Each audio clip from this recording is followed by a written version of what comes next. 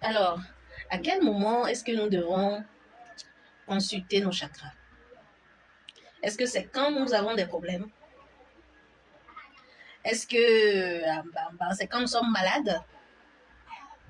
Est-ce que c'est quand nous allons à l'hôpital et que nous souffrons de quelque chose, nous allons à l'hôpital et qu'on nous dit que voilà, l'hôpital ne voit rien ou l'hôpital ne trouve rien? Est-ce que c'est à ce moment-là qu'il faut consulter ses chakras? Laissez-moi vous dire une chose. Comme je le disais la dernière fois, Dieu étant grand, étant bon, a créé l'homme avec plusieurs protections, beaucoup de protections.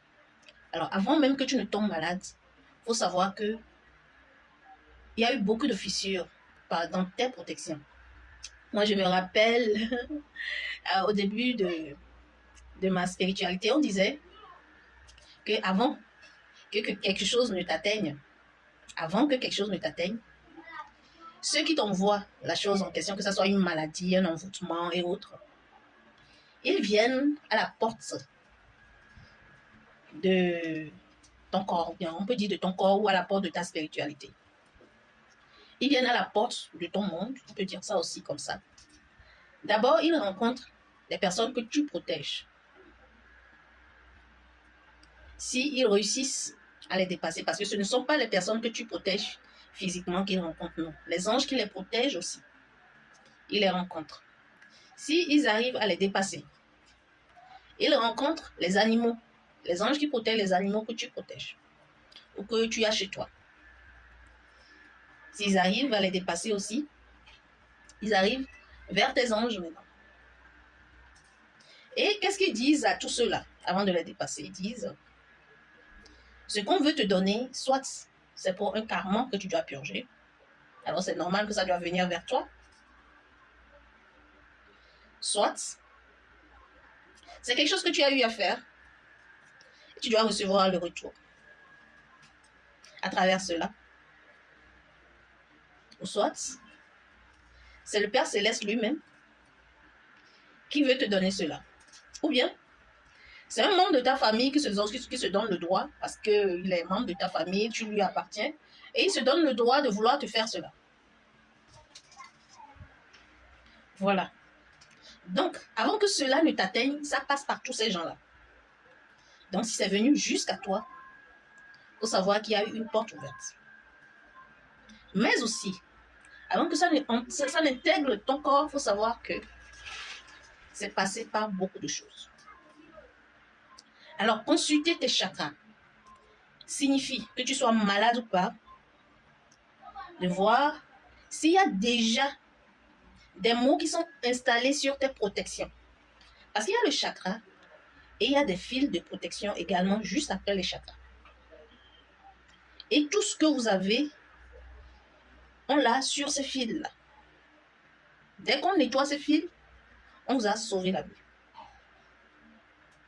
C'est pour ça, dans la main droite de certaines personnes qui font des dépenses inutiles, l'argent vient, mais ils ne font que faire des dépenses inutiles.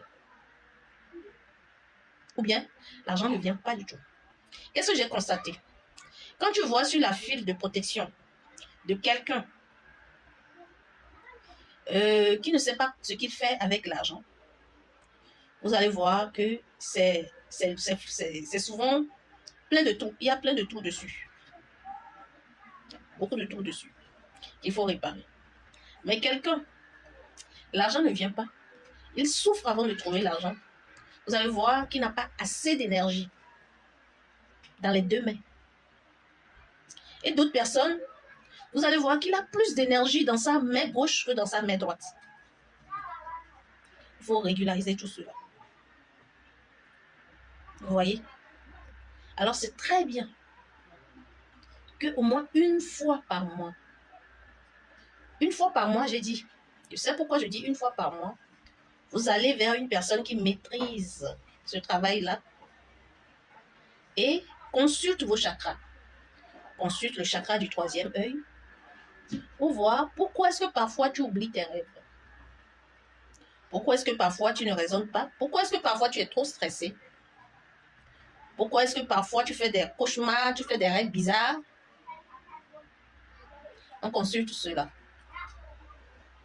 On consulte également ton chakra de gorge pour savoir pourquoi parfois tu as peur pour rien quand tu es parmi beaucoup de gens.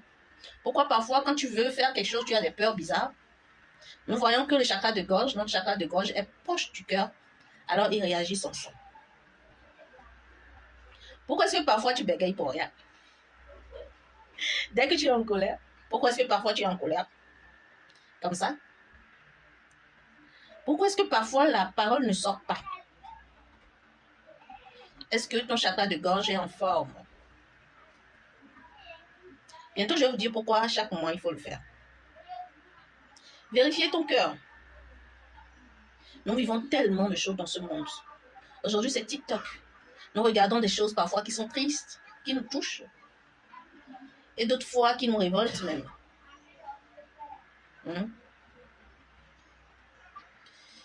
Notre chakra de cœur. Il vit tellement de choses aujourd'hui, du côté sentimental, du côté familial, du côté tromperie, amical et autres. Alors que quand le chakra du cœur est bouleversé, c'est tout le corps qui est bouleversé. Nous avons vécu beaucoup de choses dans notre enfance. Les blessures sont encore là aujourd'hui. Voilà ce qu'il faut soigner. Il y a le plexus solaire ensuite. Alors, quelle que soit la personne que tu es, quel que soit ton rang social, parfois, il y a toujours des choses qui nous dépassent. Alors, c'est normal que tu vois toujours l'énergie, le niveau d'énergie de ton chakra du plexus solaire. C'est important. Nous allons arriver aussi. Nous allons voir encore d'autres choses sur le plexus solaire à l'avenir. Bientôt, nous allons voir le plexus solaire. Alors, nous avons le temps. Et les autres chakras aussi. C'est très important. Surtout le chakra racine, Meng dont nous parlons maintenant. Vérifiez. C'est vrai que le chakra de Meng n'est pas très large d'origine. Je vais revenir.